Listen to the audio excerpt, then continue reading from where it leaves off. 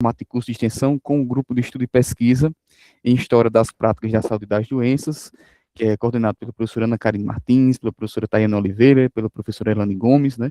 É um curso um grupo de estudos vinculado à Universidade Federal do Pará e também credenciado junto ao CNPq. Então, vou passar a palavra para a Ana Karine, que vai falar um pouco da nossa parceria, para darmos início ao nosso primeiro encontro de hoje. Bem, gente, boa noite, então, a todas e todos. É um prazer para a gente estar podendo participar nessa primeira experiência, né, do nosso grupo de estudo e pesquisa, o primeiro, vamos dizer assim, primeiro curso de extensão que a gente faz aí em parceria com a UEPB, e aí é muito importante para a gente, porque, assim, a gente vem já de uma trajetória desde 2020, em que a gente vem se reunindo, trocando conhecimento, informações. Hoje o grupo ele está bem amplo, né? A gente tem aí pessoas de diferentes regiões do Brasil, tem publicações, então assim, vocês vão ao longo desse curso também podendo conhecer um pouco mais da nossa rotina e da nossa programação, que a gente vai estar divulgando aí com vocês, né? Então, para mim é um prazer, eu estou aqui representando também a Elane Gomes e a Tayane, que são coordenadoras junto comigo no grupo, e é para a gente, assim, uma alegria, uma satisfação poder estar participando aí dessa introdução, desse momento, desse curso, que eu sei é bem bacana. Eu vou estar com vocês aí no 5º encontro, e eu acho que, assim, eu desejo que essa troca aí se amplie, que seja uma primeira e de muitas outras, né, oportunidades e experiências em que a gente vai conhecer um pouco aí sobre essa história que ela, de certa forma, dentro da historiografia, ela é muito recente, né, os estudos, mas, assim, ela já é bem antiga e ela já é bem tratada aí por diferentes profissionais ao longo da nossa história. Então, eu passo aí a palavra novamente aí para o Rafael, e gratidão aí pela parceria, Rafael. A honra e a alegria é minha, nossa, né? Junto aos nossos monitores da extensão, e gostaria também de já salientar os participantes, né? A gente está sendo assessorado aqui por nossos monitores, né, da extensão, que são voluntários, né? O Lucas, a Ivone, a Stephanie, a Vivian, tá certo? E também o Gabriel, que vão estar auxiliando a gente. Eles vão estar respondendo, né, perguntas no chat, salvando as perguntas, dúvidas que forem eventualmente colocadas, né? Como o nosso encontro vai funcionar com 1 hora de exposição, mais 1 hora de oficina de leitura de fontes e debate, né, abertura para perguntas e dúvidas, eles vão ficar ali na incumbência de fazer a mediação das perguntas, tá certo? E também, após decorridas 1 hora do nosso encontro, vai ser disponibilizado aqui pelo chat, tá certo? O link com a lista de frequência, porque como é uma atividade extensionista, né, vinculado o grupo de estudo e pesquisa em História das Práticas da Saúde e das Doenças com a Pró-Reitoria de Extensão da UEPB, para que seja emitido o certificado, é necessário que haja, então, uma frequência mínima ali de 75%, considerando que nós teremos 9 encontros quinzenais, né, daqui até o dia 27, aliás, 17 de dezembro, isso significa dizer que é preciso participar de ali pelo menos 6 encontros, tá? E aí tem uma questão no formulário que, quando vocês estiverem preenchendo lá, vai pedir para colocar uma informação que é a palavra-chave daquele encontro, tá? No nosso caso, o encontro de hoje, a palavra-chave vai ser historiografia, tá?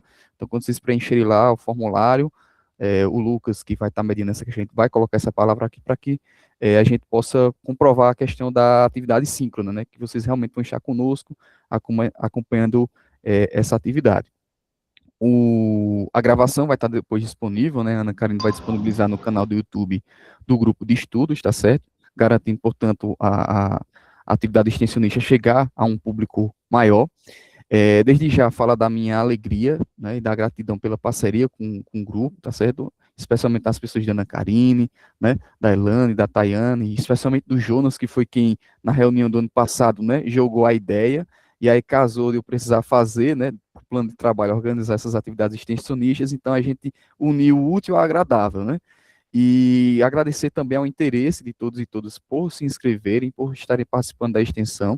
A gente esgotou, né, Ana, as inscrições super rápido, então pouco mais de uma hora, aliás, acho que talvez menos, né, de divulgação do link, já preencheu tudo, então foi assim, uma surpresa muito grande. A gente estava com medo de não preencher 600 vagas, que era o que a gente tinha pensado inicialmente, então preencheu mais de 100 vagas. E a gente tem agora simultâneos, né? 69 pessoas, então, assim, é uma grata alegria, uma grata satisfação, tá certo? Esperamos que vocês possam continuar conosco até o final, tá certo? Com os encontros que virão na sequência, né? Com pesquisadores e pesquisadoras vinculados ao grupo de estudo, que estão situados em diversos estados e instituições de ensino superior do Brasil, né? Então, justamente pensando na qualificação do debate que a gente vai tentar propor aqui ao longo do curso de extensão, que, como a Ana Karine falou, apesar de ser, né, um campo de estudos recente na nossa historiografia, mas que nas últimas décadas, e eu acredito muito fortemente, especialmente depois da pandemia, tem ganhado cada vez mais atenção, né, dos colegas e colegas historiadoras e historiadores, para que a gente possa estar discutindo esses temas.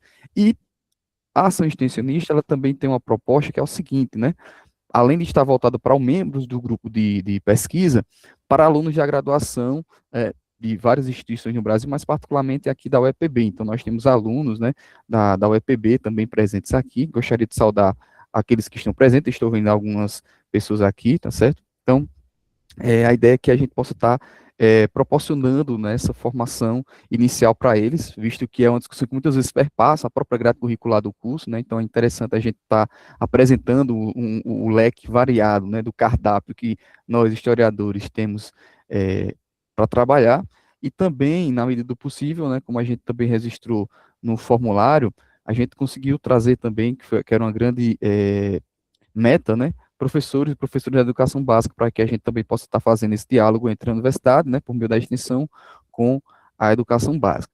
Então, feitas essas considerações, eu gostaria de iniciar, né, a fala de hoje, que está pensada, está intitulada, né, História e Historiografia da Saúde das Agências no Brasil, e aí eu pensei num debate, né, se Stephanie puder compartilhar o, o, o slide, viu, Stephanie, que está aí no nosso suporte, nossa voluntária extensionista.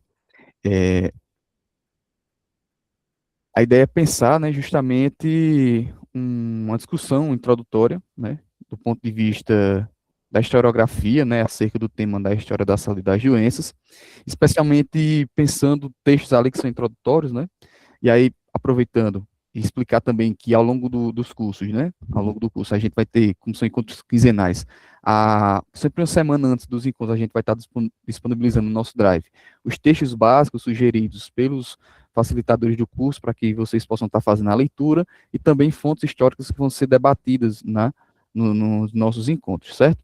Então, sempre estejam lá conferindo, a gente vai fazer essa comunicação por meio dos nossos e-mail, tá? Então, dito isso, eu vou compartilhar aqui a tela para colocar a apresentação. Todos e todas conseguem ver o slide? Sim, Rafael, está começando a aparecer. Como eu fico com o chat da janela aqui aberto, eu queria saber se está atrapalhando de alguma maneira a visualização de vocês, né? Tá, e Não aproveitando, atrapalha, não. tá. E aproveitando já a pergunta do Francisco, que eu estou vendo aqui, aceita sim, viu, Francisco? Converse aí com a Ana Karine, procure lá o Instagram do nosso grupo, tá? E entre em contato por e-mail, que certamente você vai ser inserido, tá certo, no grupo, tá? Fale com a Ana Karine e a Elane, que com certeza elas vão fazer essa mediação, tá bom? Bom, e aí a ideia desse primeiro encontro, né, falar um pouco da história e historiografia da saúde das agências no Brasil, uma pincelada, tá certo? Ali alguns comentários muito introdutórios sobre esse campo de estudo no Brasil, né? A ideia é traçar um pouco da genealogia, né, de como esse campo de discussões ele surge, especialmente pensando, né, nos alunos de graduação que não conhecem a discussão e também, eventualmente, colegas do grupo de estudo que ainda estejam um pouco familiarizados, né, que queiram, de alguma maneira, se especializar mais, né? Então, é uma discussão muito introdutória, muito inicial, certo? Que eu pensei justamente em alguém, né, voltado para a fala de alguém que ainda não estar familiarizado com o campo, tá? Então, meu primeiro movimento aqui vai tentar ser delimitar, né, definir o que seria esse campo de estudo, né, a história da saúde e das doenças. Então, eu gosto muito da definição que o Zé da Assunção Barros ele dá para o campo da história, né? Ele entende que o campo da história ele não é um campo, é um bloco único, tá certo? Mas ele entende que a história é um caleidoscópio complexo, né, com várias subespecialidades e modalidades historiográficas que vão estar interconectadas.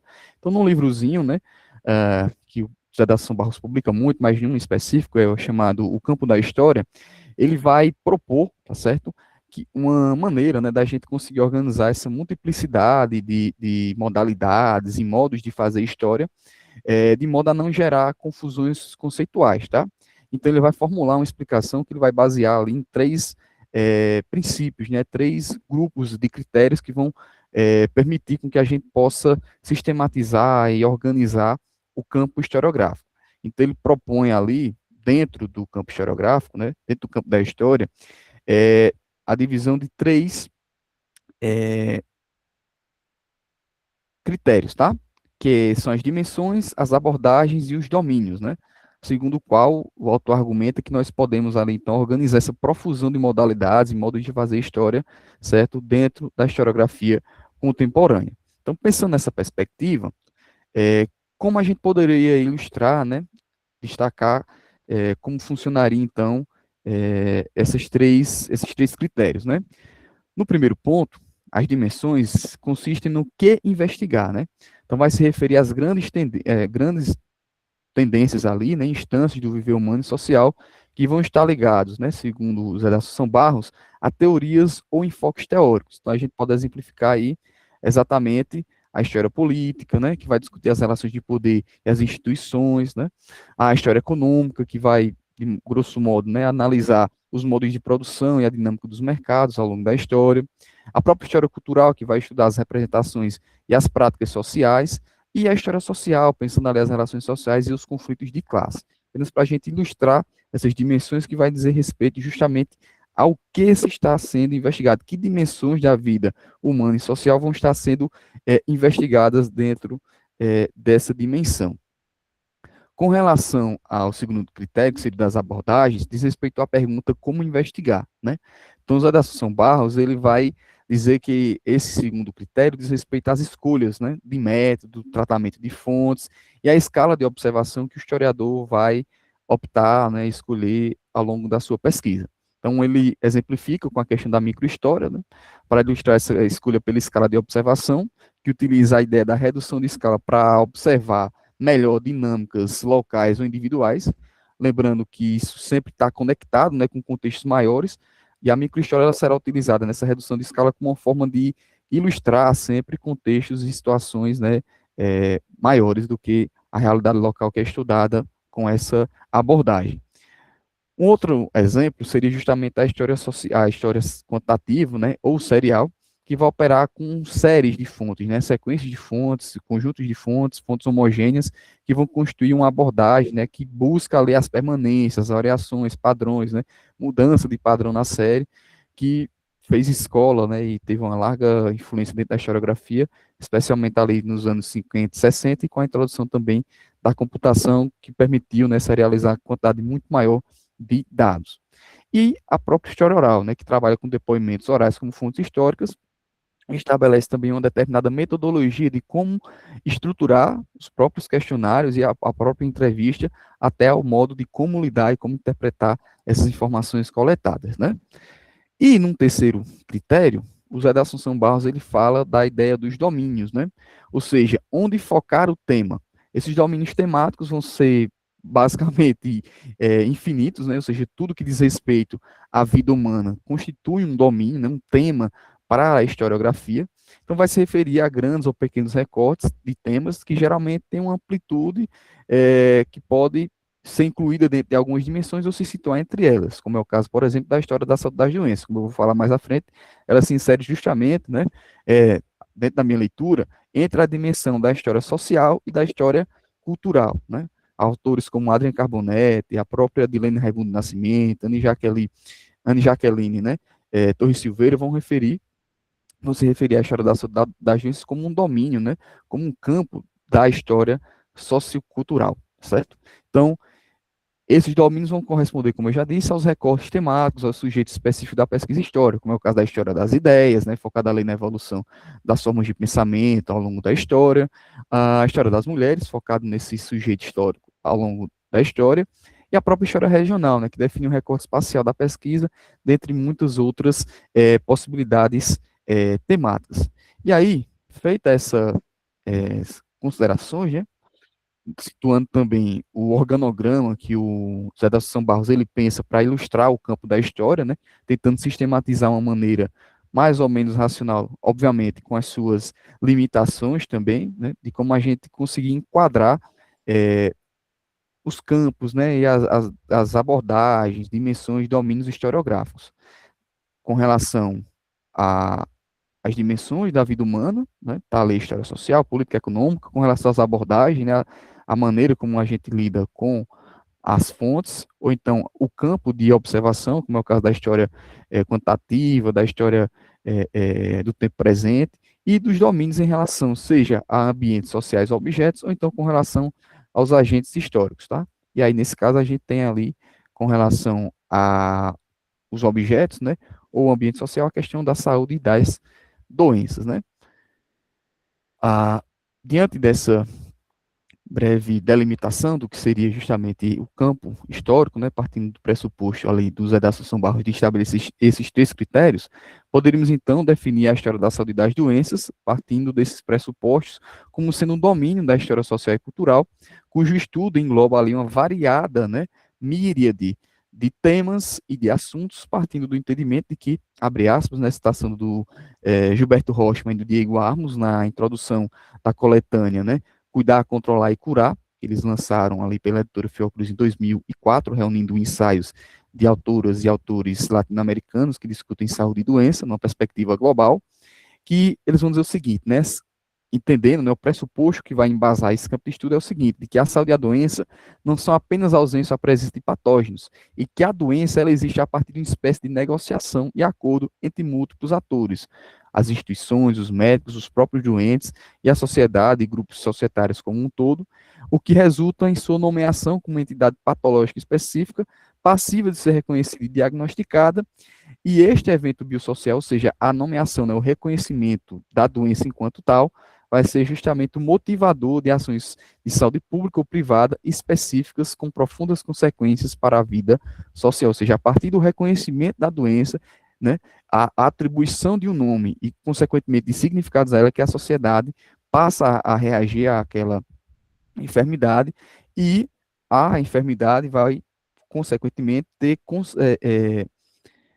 reverberações, ressonâncias no âmbito da vida social daqueles grupos historicamente, espacialmente situados, né? Então, dentro dessa perspectiva, para ilustrar esse elemento, eu penso aqui na ideia de doença como metáfora, né, que é trabalhada lá pela Susan Sontag, no livro de mesmo nome, Doença como Metáfora, onde ela ilustra justamente a ideia de que a doença, ela é em si uma metáfora, não é uma forma de você dar nome a outra coisa.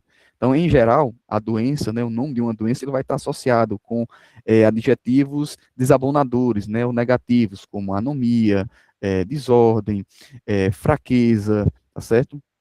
Degeneração. Então, a própria doença é em si uma metáfora, geralmente associada a aspectos negativos. Só que, socialmente, historicamente, o próprio nome da doença é utilizado como metáfora. Em que medida? Quando a própria doença é utilizada para adjetivar indivíduos, grupos ou aspectos de uma sociedade. É o exemplo, né, que eu sempre gosto de ilustrar. O Hitler, no Mein Kampf, ele vai se referir aos judeus como a sífilis da Alemanha, né? Então é um exemplo de como a doença ela é empregada enquanto metáfora para adjetivar, para qualificar negativamente sujeitos, né, ao longo do tempo. E isso, consequentemente, tem impactos, né, sociais de longa duração, tanto nos indivíduos quanto nos grupos sociais, ao longo da história. Então, o domínio da história da saúde das doenças vai ser uma articulação, né, entre a biologia, entendendo que as doenças elas também têm a sua dimensão patológica, né, biológica, afinal se tratam, né, no caso de doenças infecto-contagiosas, de doenças provocadas por germes, micro-organismos, enfim. A própria sociedade, na qual a biologia está inserida, visto que a biologia é uma ciência, né, então ela é produto, ela é resultado de um contexto histórico e social, portanto, é, de interesse daquela sociedade também delimitar o que é ciência ou não. Então, a própria dimensão cultural e as relações de poder, né, que vão designar aquela enfermidade. Então, esse campo, nesse domínio do historiográfico, vai apresentar uma grande possibilidade de temas, né? E aí, baseado na bibliografia que eu utilizei para constituir essa fala, né? O texto da professora Dilene, que está lá no Drive, né?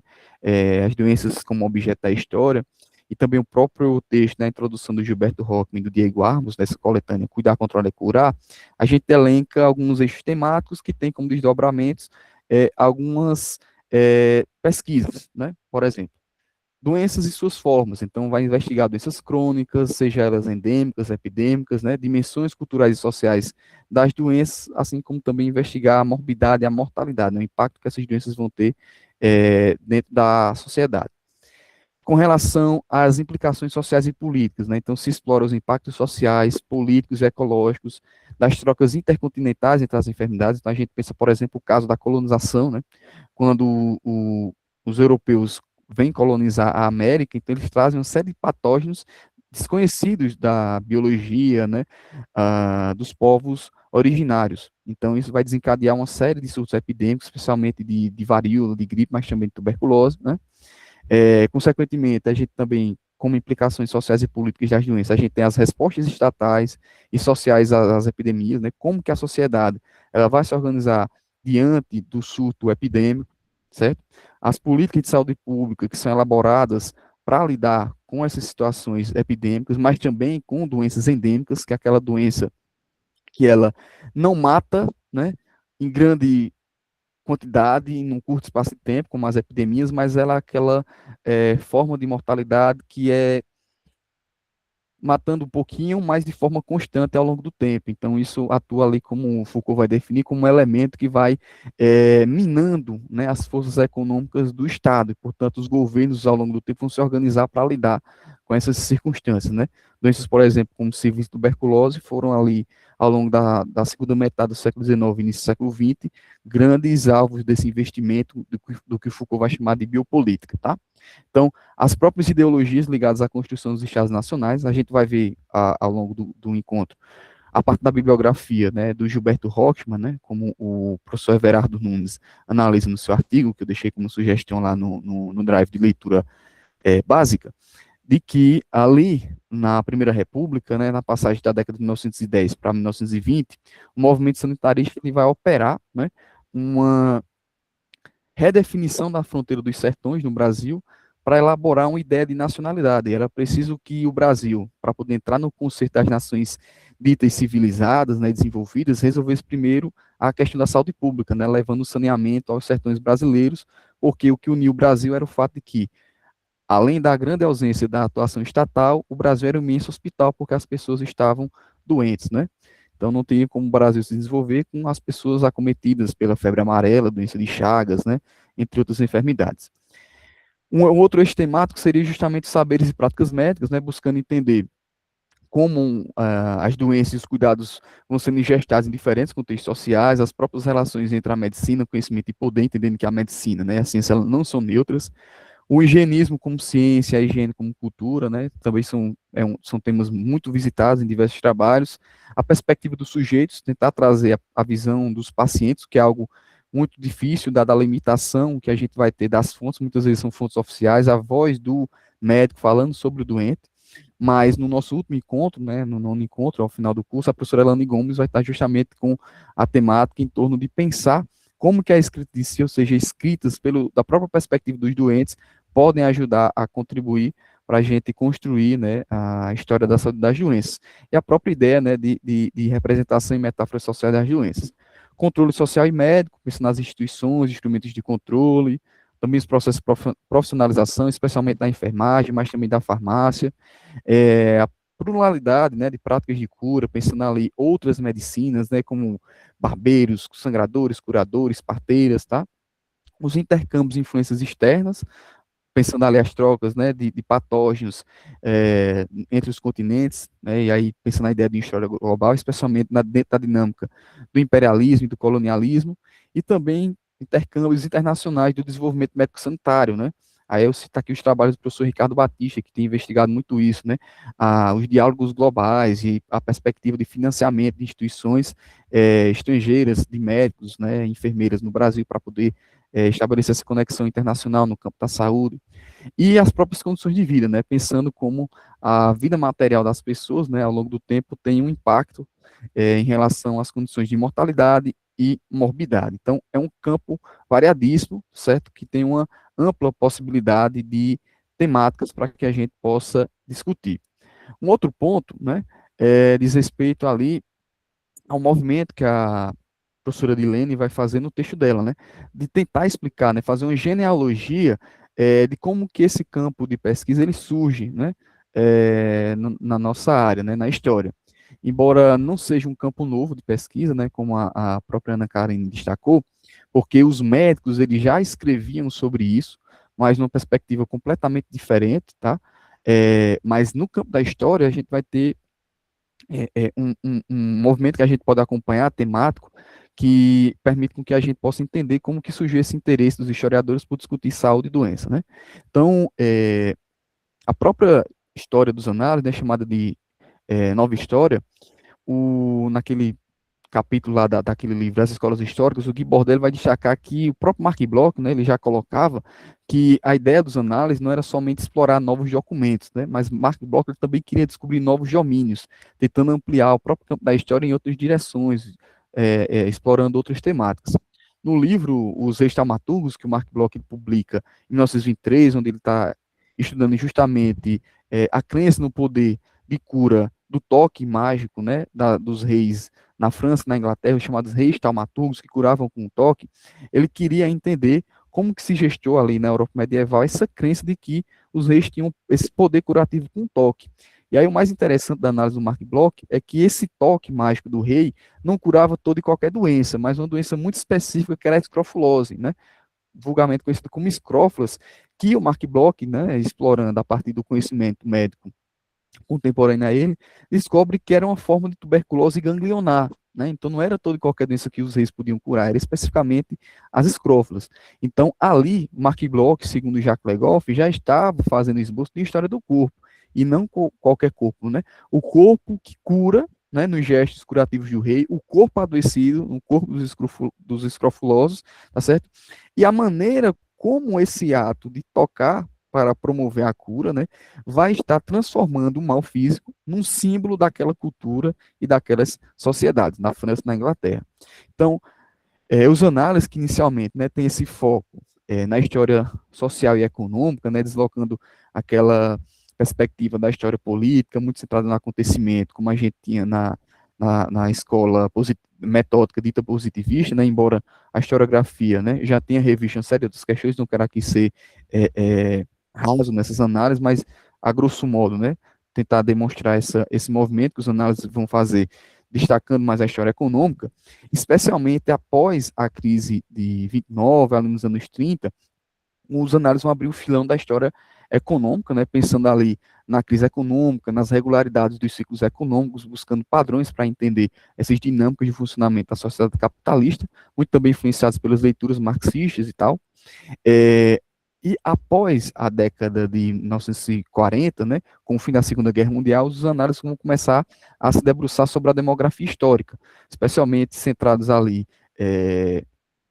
em dados paroquiais, cartoriais, buscando criar verdadeiras demografias de departamentos franceses, né, buscando entender o movimento das populações na França ao longo da história.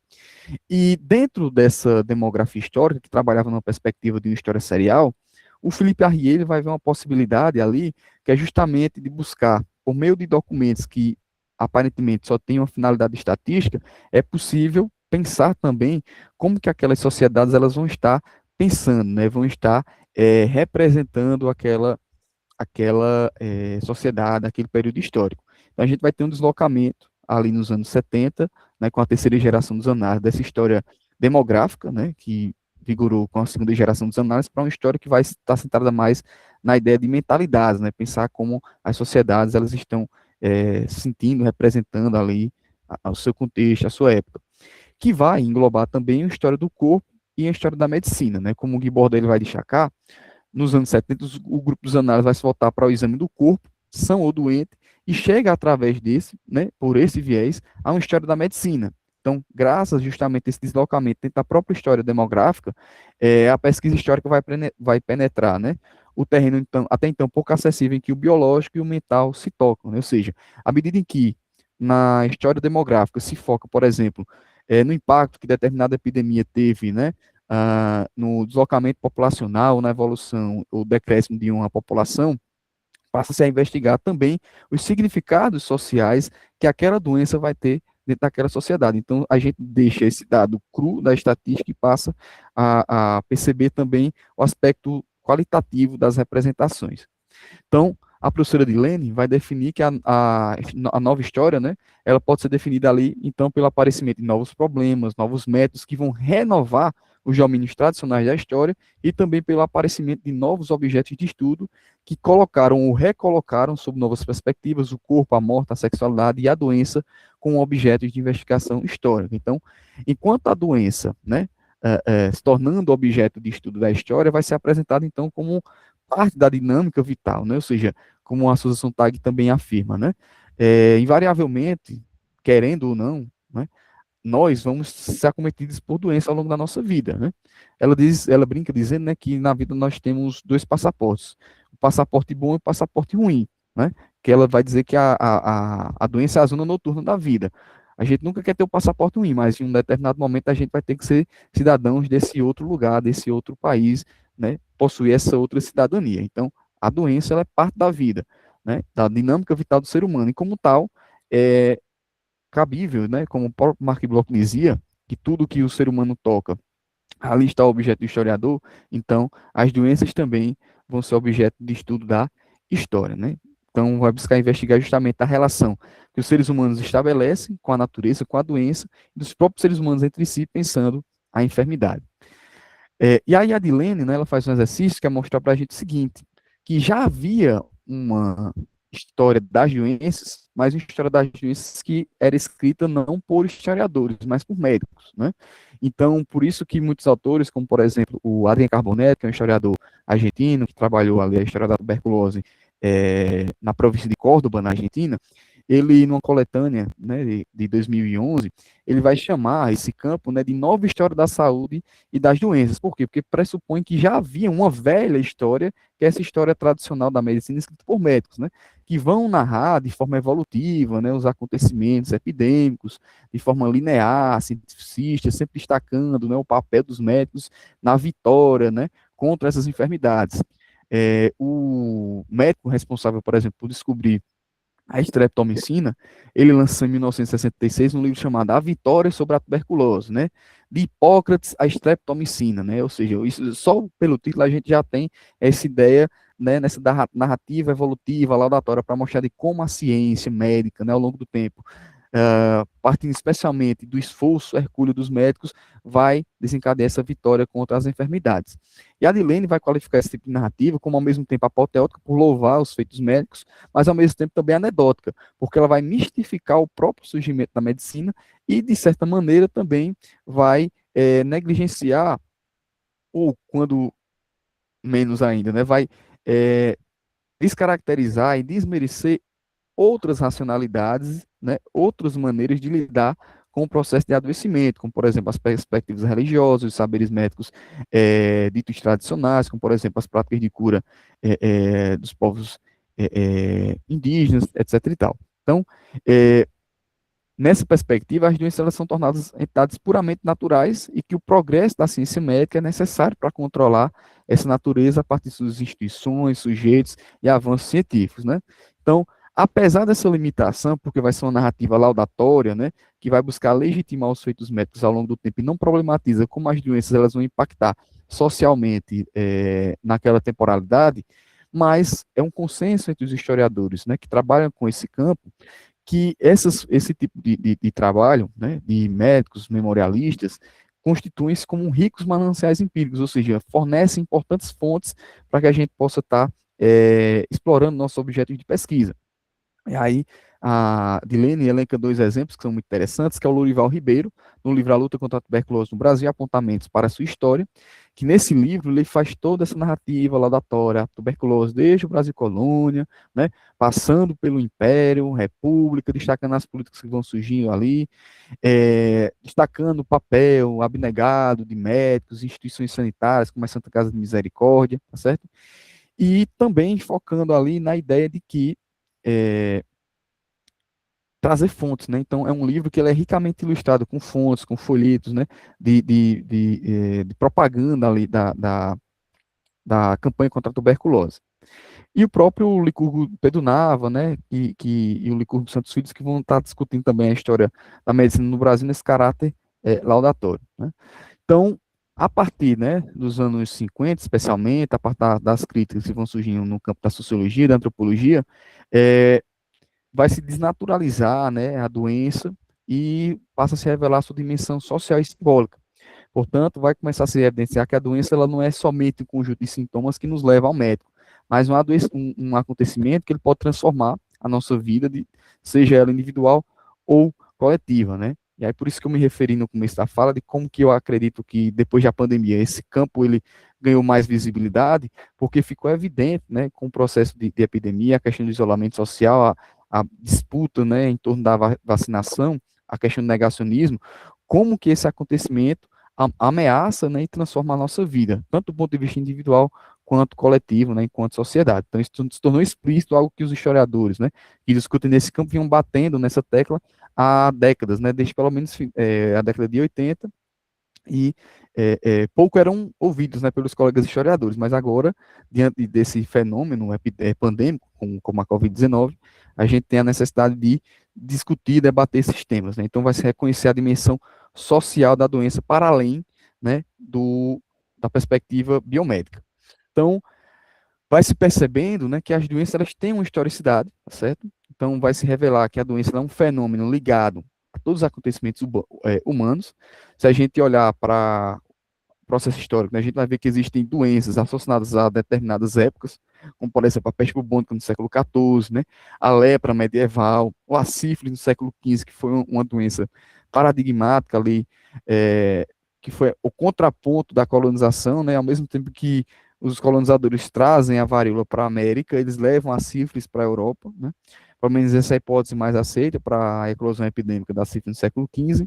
A varíola, né, que teve uma grande mortandade no século XVIII, e justamente nesse contexto também vai ser desenvolvida, né, o primeiro rudimento de vacina lá com o Edward Jenner, na Inglaterra, a tuberculose e cólera, né, que marcaram o século XIX, o cólera de forma epidêmica e a tuberculose de forma endêmica, né, seja do ponto de vista romântico, quando a doença era entendida como um mal daquelas pessoas que amavam demais, ou como um flagelo social, quando a doença ela passa a ser associada ali às más condições de vida e de higiene da classe trabalhadora, excluídas, né, do processo de acumulação do capital, no processo de desenvolvimento da sociedade capitalista, e na urbanização sem planejamento.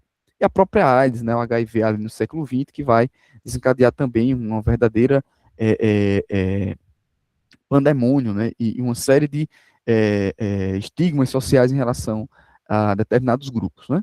Então, a doença, o Jacques Legoff já dizia, ela pertence à história. Primeiro, porque ela não é mais do que uma ideia, né? Para que a doença exista, a gente precisa nomeá-la, atribuir um sentido e significado a ela.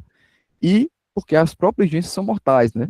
E aí o Jacques Legoff se questiona onde é que estão as febres terçãs e quartãs dos nossos antepassados. Olha, estão mortos e mortos com eles, né? Então, as doenças também são mortais, assim como nós, portanto, objeto de estudo da história. Então, a própria doença, assim como a história, enquanto fenômeno social, também é uma construção para o qual colabora, né? Uma série de elementos social, historicamente, temporal e espacialmente situados. Então, existem alguns marcos, né, ali da historiografia para a gente entender como que a história da agência vai se consolidando enquanto um objeto, né, da história, que é é evidente no capítulo do Jacques Revel e Jean-Pierre Petet, publicado na coletânea de Jacques Legoff, História de Novos Objetos, que é o capítulo Corpo, Homem Doente e Sua História, no qual os autores vão estar criticando nessa perspectiva de uma história demográfica, né, que vai se basear na questão da metodologia da abordagem serial, a quantificação, tá certo? Que vai acabar se rendendo esse discurso médico, né, aquelas estatísticas sanitárias, né, que vão trabalhar especialmente com doenças epidêmicas, e criticando a escolha, a opção dos historiadores de se aliar a essa ideologia científica, transformando, né, o que seria uma história de amor em meras histórias contábeis da sociedade. Né? Eles vão fazer essa crítica. Então, o que poderia ser uma história sensível, vindo desse corpo enfermo, esse corpo doente, silencioso nos arquivos, acaba se tornando história contábil, onde o sujeito, o indivíduo, acaba se diluindo em estatísticas acerca da mortandade, né, da morbidade de determinada enfermidade, em determinado espaço de tempo, num lugar específico. Então, é preciso que a gente leve em consideração esses dados, porque eles são importantes para a gente situar um contexto maior de tempo, espaço, nas condições materiais objetivas em que aquelas doenças ocorreram, mas também não perder de vista a dimensão subjetiva, né, dos sujeitos históricos que adoeceram, morreram ou obtiveram a cura daquela doença naquele dado período histórico. Então, eles vão sugerir, né, que nós, enquanto historiadores e historiadoras, possamos produzir história da doença ouvindo o corpo, né, e ficar atento ao silêncio daquilo que não foi dito por não ter podido se resolver em palavras, né. Ou seja, as pessoas que estão doentes, diante da morte, muitas vezes não têm tempo, né, de escrever, de registrar as suas angústias, né, aquilo pelo qual elas estão passando. Então, essa própria experiência das doenças, né, do adoecimento, se torna um campo de pesquisa vastíssimo e que, embora muito difícil, porque, como eu já havia mencionado, são fontes que, na grande maioria das vezes que a gente trabalha em história das doenças, são produzidas por médicos, né, sobre os doentes, sobre as doenças, então, mas a gente tem que ir além do que está dito, né, buscar os silêncios, os interstícios, os não ditos da história. Então, para a gente sintetizar, né, e avançar para uma discussão mais voltada para a história da saúde, né, pensando no campo da saúde pública, o campo, deixa eu só aprovar aqui a entrada do pessoal na, na sala, que eu estou também com esse processo de mediação. Pronto. Então, voltando aqui para os slides. Ok. Então, essas tendências, né, novas tendências historiográficas vão estar contribuindo, né, para perceber a doença como construção social e simbólica. Vamos buscar correspondência entre a ordem biológica e a ordem social, entendendo que as doenças, elas são uma realidade que é construída historicamente, né, e o doente enquanto personagem também social, construído historicamente, certo? Vão também trazer a necessidade, né, que a gente entender que em todas as sociedades a doença ela exige um sentido e uma explicação, portanto, vamos se configurar como um fenômeno físico, porque se manifesta enquanto um fenômeno fisiopatológico, mas também social e cultural, porque o significado daquela doença é atribuído socialmente, né? Boa noite, Tony, tudo bem? Então, vejam, o que é que acontece? Pensando aqui com a sífilis, por exemplo, é uma doença que é uma doença venérea, né, sexualmente transmissível, que durante muito tempo era associada ao pecado, né, o sexo fora do casamento, a prostituição, portanto, tinha uma leitura que era negativa em relação ao enfermo, porque a sífilis, por exemplo, ao contrário da tuberculose, né, historicamente, ela não era uma doença cuja origem era misteriosa. Sabia-se que a sífilis era a consequência, né, em geral, de fazer sexo com alguém que teve a doença, né, em geral, associada à prostituição. Já a tuberculose, quando não se conhecia o agente etiológico, só foi descoberto em 1882, então a doença era um mistério, tanto que se atribuía a tuberculose às pessoas muito apaixonadas, né, que tinham paixões muito profundas. E a sífilis, né, apesar desse aspecto negativo, ela também tinha um aspecto positivo, né? Ela foi metaforizada num aspecto positivo também, se criou uma mitologia positiva da sífilis. Se a gente for lá em Casa Grande Senzala, de Gilberto Freire, né, ele fala que o rapaz lá no Brasil colonial, que não ostentava uma marca de sífilis no braço, né, as manchas e as feridas que a sífilis deixava, era ridicularizado por não ser considerado homem, né? O rapaz que apresentava essas marcas, ele podia, né, se apresentar enquanto alguém que já conhecia mulher, ou seja, esses significados de ser estar doente vão sendo socialmente construídos, né? E vão mudar também ao longo do tempo. Tá certo? A doença ela é um significante social que se torna um suporte de expressão da sociedade, revelando suas crenças, seus valores e também práticas coletivas. Portanto, é um espaço privilegiado de onde a gente melhor observar como a sociedade ela funciona. E aí eu destaco alguns textos aqui do ponto de vista da nossa historiografia, né? O Claudio Bertoli Filho, com História Social da Tuberculose do Tuberculoso no Brasil, certo? Que vai explorar uma série de fontes, mas especialmente os prontuários médicos do sanatório São Luís Gonzaga, em São Paulo, mostrando como que essa experiência social do tuberculoso vai aproximá-los, né? É, ou afastá-los das pessoas sãs, né, e como a experiência do adoecimento levava a um afastamento voluntário ou forçado devido à necessidade de isolamento para que a doença ela não pudesse ser transmitida, tá certo? Então, o professor Claudio Bertoldo, que também, né, essa tese de doutorado dele, sua dissertação de mestrado, que é sobre a gripe espanhola em São Paulo, também é um trabalho de referência no campo da historiografia da saúde das doenças no Brasil. É, o próprio Sérgio Carrara, né, na sua tese, ele vai discutir a história da sífilis no Brasil, né, particularmente como que o campo médico, especialmente a especialidade que existia na época que discutia sífilis, que era a sifilografia, como que eles vão construir um discurso para transformar a sífilis num problema nacional, que permitisse que, combatendo a sífilis, se pudesse obter o desenvolvimento, né, do país, né. Então ele vai mostrar como se configurou ali a luta antivenérea no Brasil, notadamente, como que a sífilis ela foi combatida nesse período, né, no final do século XIX até a década de 40. E é interessante que na análise do professor Sérgio Carrara, a sífilis, né, ela deixa de ser ali um problema a partir do momento em que a penicilina, né, portanto, a primeira possibilidade de cura faz ser introduzida, certo? Então, todo o discurso que investia na sífilis, né, enquanto uma doença onipresente, quase onipotente, que explicava a tudo e todos os problemas sociais ou médicos, vai cair por terra toda essa narrativa, a ponto de que a própria especialidade ela deixa de existir, né? Então, mostra aí como também um próprio campo científico ele vai se reformulando a partir das doenças. O professor Ari Oswaldo da Silva Diniz, né, na sua tese de doutorado na Unicamp, vai explorar justamente a questão da cólera, tá certo? E o imaginário social diante dessa epidemia, que no século XIX foi uma das epidemias mais mortíferas, né, não só no Brasil como no mundo, tendo aí diversos trabalhos, né, que dentro dessa seara, a partir dos trabalhos inaugurais como do professor Ari Oswaldo Diniz, vão explorando essa epidemia em diversos contextos e realidades do Brasil, tá certo? Ali no século XIX, e ele vai justamente focar ali nos discursos, nos valores, as teorias científicas e populares, da maneira como o cólera se espalhava, né, como que a doença ficou conhecida, e o impacto social, né, e simbólico que ela teve naquelas sociedades, né, as respostas sanitárias que foram também elaboradas. A professora Dilene, ela tem um estudo comparado, né, sobre a tuberculose e AIDS no Brasil. Então, ela analisa as duas pestes do século XX, como ela chama, a tuberculose no começo do século XX e a AIDS na segunda metade do século XX, entendendo que em ambos os contextos eram doenças incuráveis e que acabavam levando, né, à construção de um imaginário social muito rico em torno dessas doenças e que acaba impactando o próprio conhecimento científico e as estratégias institucionais em lidar e tratar essas doenças.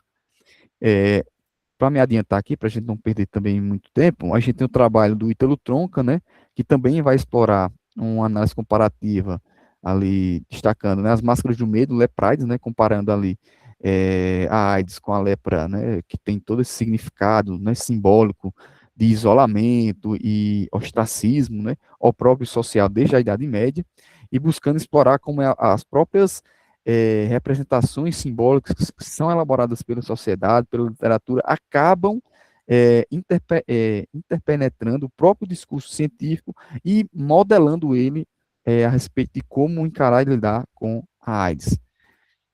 E aí a gente chega na segunda parte, né, do movimento que eu quis fazer aqui, né, de introduzir essa historiografia das doenças, primeiro pensando nas doenças, para depois a gente pensar a história da saúde pública a partir do texto do professor Everardo Nunes, né, que atua ali no campo da saúde pública, né, e que ele traz para a gente pensar ali justamente a trajetória, né, do desenvolvimento da saúde pública no Brasil, buscando também entendê-la como ramo da história social, porque ele vai entender que ela vai permitir refletir sobre as rupturas, né, entre as relações de poder, as práticas médicas e a população no Brasil ao longo da nossa história, e destacar que um tema que surge, né, ali nos anos 70 e 80, e que antes disso só tinham trabalhos espaços, em geral escritos por médicos, e, portanto, muito atrelados e vinculados a essa necessidade de construir essa narrativa que era laudatória, evolutiva, né, que queria é, escrever a perspectiva, a parte da perspectiva médica, num tom elogioso à ação desses médicos à frente das campanhas de saúde pública. Então, a partir dos anos 70,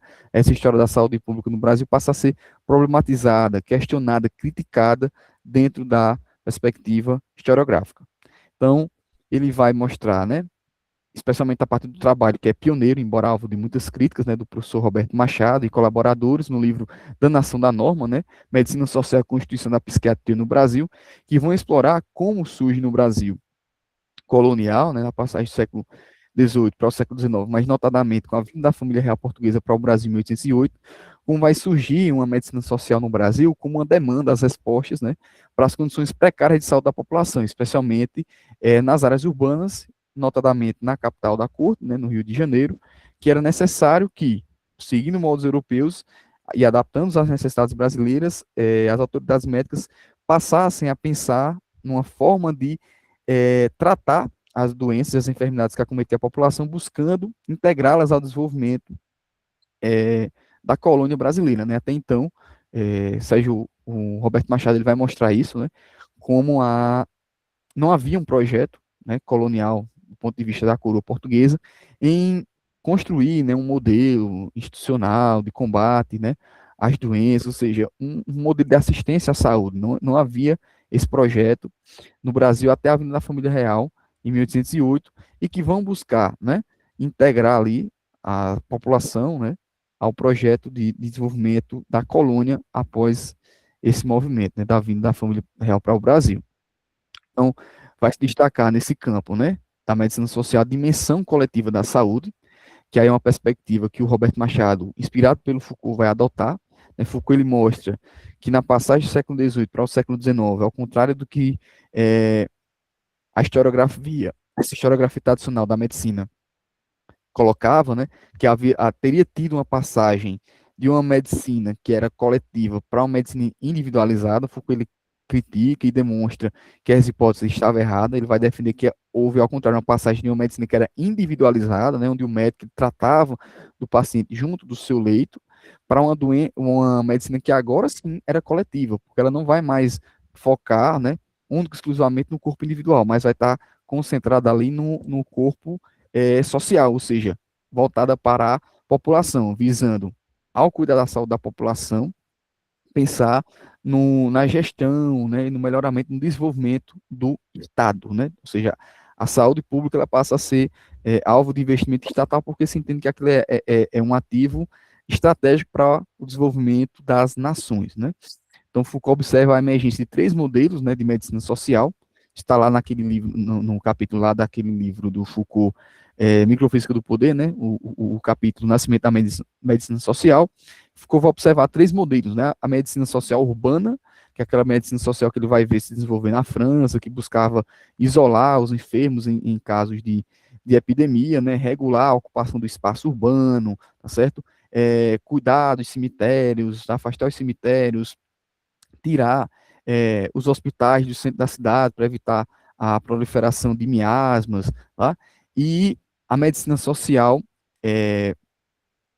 do modelo alemão, né, que é uma medicina social estatal, né, muito voltada previdenciária, né, a partir dos fundos de pensões dos trabalhadores, onde o Estado prussiano, né, ele cria modos de pensão para assistir à saúde dos trabalhadores, e o modelo de medicina social do trabalho, que é o que surge na Inglaterra, né, ali na metade do século XIX, com as leis, né, dos pobres ali surgidas e as reformas, né, que o Edwin Chadwick vai promover na Inglaterra, no sentido de fazer com que a classe trabalhadora, né, o proletariado, pudesse ser produtivo, né, e útil do ponto de vista econômico, porque corpos saudáveis, né, livres de doenças. Se até então a burguesia não se importava com a condição sanitária das classes pobres, né, com as epidemias recorrentes, elas vão perceber que se não cuidar, né, a burguesia vai perceber que se não tratar da saúde dos pobres, elas, por tabela, vão acabar sendo impactadas por esses fenômenos epidêmicos. Então, passa a se cuidar da saúde da população pobre, visando melhor explorá-las para obter mais é, é, dividendos da sua força de trabalho. Então, Roberto Machado, né, vai incorporar essa leitura que o Foucault vai fazer do surgimento dessa medicina social para ler a realidade brasileira com essa chegada da família real no Brasil, mostrando que vão passar a surgir, né, instituições públicas, né, programas sanitários que tinham uma visão mais ampla de saúde pública no Brasil, voltadas, né, para a cidade, né, para o âmbito urbano, certo? Buscando justamente manter ali vínculos, né, com práticas médicas já clássicas, mas ampliando esse alcance social. Então, vai haver uma ruptura, como eu mencionei, dessa medicina tradicional, que era centrada na cura do indivíduo, né, da sua doença, para a medicina social urbana, né, que é voltada para criar condições de higiene e salubridade nas cidades para promover a saúde, né. Então, essa medicina social também vai assinalar essa transformação, né, que o Everardo Nunes destaca no seu artigo, que é a transformação do objetivo da medicina. Antes, a medicina estava centrada na cura da doença no indivíduo. Agora, o foco da medicina não é mais a cura da doença, vai ser a saúde, ou seja, como gerir a saúde da população. Ela desvia o foco da doença para a saúde, ou seja, não é mais tratar a doença, e sim promover condições de saúde que possam viabilizar para uma vida mais saudável, né, da população. Mas, óbvio, isso não era no sentido de uma sensibilidade, né, desses médicos ou dos governantes que estavam estruturando essas políticas de saúde pública, e sim no sentido de melhor utilizar aquela força de trabalho, né, na exploração do desenvolvimento do sistema capitalista, no caso da sociedade colonial, formar cidadãos, né, patrióticos que pudessem defender a pátria, tá certo? Então, esse projeto surge ali no século XIX, tá? Com essa perspectiva, certo? De transferência da corte portuguesa para o Brasil, e, como consequência, vão passar a surgir, né, as escolas de medicina, né, como a Escola de Medicina, a Faculdade de Medicina da Bahia, né, que surge como escola de cirurgia, a Cátedra de Anatomia no Rio de Janeiro, que posteriormente vai desencadear a Faculdade de Medicina do Rio, certo? E a própria formação da Sociedade de Medicina e Cirurgia do Rio, que depois se transforma na Sociedade Imperial, né, de Medicina, que vai se tornar uma espécie de guardiã, né, da saúde pública, propondo medidas de higiene, saneamento, e vai atuar também no sentido de regular, né, a própria prática da medicina, tá certo? Ou seja, uma forma de garantir um poder institucional de controle do que deveria ou não ser considerado prática médica, né, no Brasil. Nesse contexto, vai prevalecer muito a ideia de uma teoria que era chamada teoria miasmática, né, que era isso, a teoria miasmática ela consistia em considerar as causas da doença em elementos tanto naturais quanto sociais, tá? Era pensando que o clima, a atmosfera, a geografia, especialmente proximidade com cemitérios, pântanos, tá certo? Podia provocar a eclosão de surtos epidêmicos, né? E sociais era pensar o próprio funcionamento, né? O ordenamento da, da distribuição urbana, tá? Então, a ideia da medicina social urbana, ela vai pensar justamente, né, nessa perspectiva de que era preciso controlar, né, a população, regular a população, visando justamente obter ali a ordem, né, o desenvolvimento da cidade, o desenvolvimento do país, do estado, enfim. E aí, só para a gente adiantar, que eu já estou vendo aqui que eu estou chegando a quase 1 hora de exposição, e a gente poder chegar na parte das fontes, tá? Eu vou passar aqui a adiantar um pouquinho, né? É, em geral, os estudos, né, que vão discutir saúde pública focam muito ali no período da década de 70, né, final do século XIX até a década de 1930, né, pegando especialmente a Primeira República, porque vai ser um período em que a saúde pública ela passa por reformulações visando ali exatamente a promoção de um projeto de Estado, né, que para que esse Estado ele fosse construído era preciso que houvesse uma população saudável, né? Uma população que pudesse servir a pátria, etc. Certo? Então, deixa eu só aprovar aqui mais uma pessoa que está pedindo para entrar aqui no curso e vamos voltar ao slide. Eu vou então dar uma adiantada aqui para a gente ver outras perspectivas teóricas para além do Roberto Machado, tá? Que foi muito criticado, tá certo? A historiografia já bateu bastante na obra de Roberto Machado, por conta da perspectiva Foucaultiana que ele adota, mas não só por isso, né, porque entende-se que havia ali na leitura que, embora uma leitura fundamental, né, e precursora dessa discussão no campo historiográfico, mas que ainda estava muito pautada na ideia de transpor modelos europeus para analisar a realidade brasileira, tá? E muito centrada ainda nos discursos institucionais, né? Reproduzindo muitas vezes a lógica de dominação do poder, né? Como algo de cima para baixo que ocorria de forma automática, sem considerar as formas de resistência, né? A própria participação popular nesse processo. É, alguns estudos, né, que vão ser apontados aí no campo da saúde pública, como é o caso da dissertação de mestrado de Carlos Roberto Oliveira, né, deferida no Instituto de Medicina Social da UERJ, também vai analisar como se estruturou um modelo, né, de funcionamento do sanitarismo no Brasil, a partir das disputas entre a Academia Nacional de Medicina e a visão que o Estado vai se utilizar, né, que vai adotar a visão do sanitarismo campanhista de Oswaldo Cruz, baseado na ideia de experimentação, de pesquisa, né, enquanto os médicos centrados na Academia Nacional de Medicina defendiam a universalização da atenção médica individualizada. Então, o Estado brasileiro vai focar na ideia do campanhismo, que estava voltado ali, especialmente nas últimas décadas do século XIX, né, com a proclamação da República e o início do século XX, nas campanhas de saneamento, né, e medidas preventivas contra epidemias que estavam surgindo, especialmente no Rio de Janeiro, como a febre amarela, a varíola e a peste bubônica, que vão incentivar a questão do controle urbano, políticas de vacinação, né, e vão acabar consolidando a saúde pública como um instrumento, tá certo, de legitimação do poder estatal. Então, o poder estatal vai legitimar a sua atuação no campo da saúde pública como uma forma de manter a ordem social. E aí a gente tem, né, a revolta da vacina como um evento ímpar, né, para a gente entender como ocorrem essas tensões, a busca dessa legitimação do Estado frente às reivindicações e às demandas da própria população, né. Eu queria, para a gente adiantar, né, passar aqui algum desses trabalhos que o Everardo Nunes elenca no seu artigo, para focar num que eu acho que é extremamente relevante, que é o do trabalho do professor Gilberto Rochman, né, que é fruto também da sua tese de doutorado, onde ele analisa a saúde pública ali na Primeira República, justamente como esse elemento de construção do Estado Nacional. Ele vai mostrar que as políticas de saneamento, elas foram pensadas pelo Estado como uma forma de ampliar a sua presença dentro da sociedade.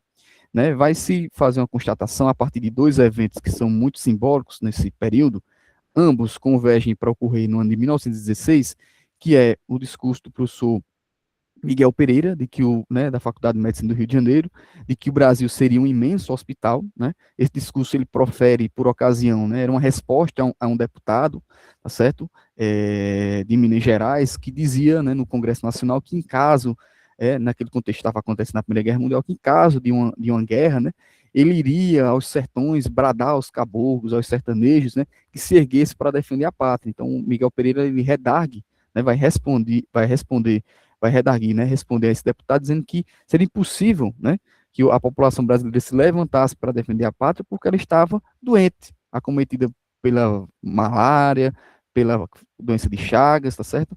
Que é uma leitura, né, um diagnóstico que o Miguel Pereira ele faz, justamente de quê? De um relatório que foi divulgado também naquele ano, e foi elaborado, né, a partir de uma viagem científica feita pelo Belisário Pena e pelo Arthur Neiva, que percorreu, né, diversos estados do interior do Brasil e vão fazer a constatação de que havia a ausência completa e total do Estado brasileiro e a onipresença de doenças, né, de norte a sul do Brasil. Então, essas populações estavam abandonadas e estavam interdependentemente ligadas, né, pelas doenças. Então, isso era o que unia o elemento de nacionalidade, era isso, a ausência de Estado e a onipresença de doenças. Então, para garantir, né, a autonomia, a formação do Estado brasileiro e garantir que o Brasil pudesse figurar entre as nações ditas civilizadas, era preciso primeiro, então, resolver esse problema de saúde pública. E aí, o professor Gilberto Rochman ele vai, né, explorar justamente como que o movimento sanitarista ele vai operar uma redefinição das fronteiras dos sertões. Porque até então, né, isso é o professor Luiz Antônio Castro Santos que discute bastante, havia né, se estabelece a cronologia, né, desse sanitarismo campanhista de dois momentos, um momento que é urbano e outro momento que ele é rural. na década de as primeiras décadas, né, do século XX até a década de 1910, é marcado por esse primeiro movimento, né, esse primeiro movimento sanitarismo, esse movimento sanitarista urbano, focado na reforma urbana do Rio de Janeiro, controle das epidemias como a febre amarela, a varíola, a peste bubônica, tá certo? É, onde eles estão centrados na cidade, no perímetro urbano. E aí o que é que o movimento sanitarista nessa segunda fase ele vai fazer, né? Justamente a partir da convergência do relatório de Belisário Pena, de Arthur Neiva e também do discurso de Miguel Pereira, que vai dizer que o Brasil é um imenso hospital, é que vai ter um deslocamento. Os sertões, eles não começavam, né, muito distantes. O Gilberto Rochman vai dizer que os sertões começavam ali, né, para o final da Avenida Brasil, que na época era a Avenida Rio Branco, no Rio, né? Começava ali para os finais da avenida. Então, os sertões não estavam tão distantes quanto pressupunham, né, os discursos naquele contexto. Estavam mais próximos do que os médicos imaginavam. Então, vai se constituir, né, uma forte ideologia em torno do sanitarismo que vai buscar promover, né, o desenvolvimento da nação brasileira a partir dessa perspectiva do saneamento. E desde a criação da Liga Pro Saneamento em 1918 até a criação do Departamento Nacional de Saúde Pública em 1919, a gente vai ter justamente uma ampla negociação envolvendo a organização do Estado brasileiro, que prezava pelo princípio do federalismo, portanto, a autonomia dos estados em relação à questão de saúde pública, né? Então, eram os próprios estados que deveriam organizar seus serviços de higiene pública, de saúde pública, e o Estado, né, devido ao Pacto Federalista, não poderia intervir, então vai se operar né, dentro dessa redefinição dos sertões, que o movimento sanitarista vai operar, uma ligação, né, uma conexão entre a necessidade de desenvolvimento da nação, resolvendo esse problema de saúde pública, e vai se conseguir encontrar essa solução nas brechas do que previa o Pacto Federativo. Se constrói esse Departamento Nacional de Saúde Pública, que pressupõe a centralização das decisões de saúde pública em um órgão federal, né, de atuação em nível estadual, mas esse órgão ele não tinha preferência em relação aos estados, era preciso que os estados solicitassem, por meio de acordos e contratos com o governo federal, com a União, que esse serviço fosse atuar nos estados, né? Então, ele vai argumentar que os estados, né, devido ao Pacto Federalista, aceitam essa centralização sanitária, tá certo?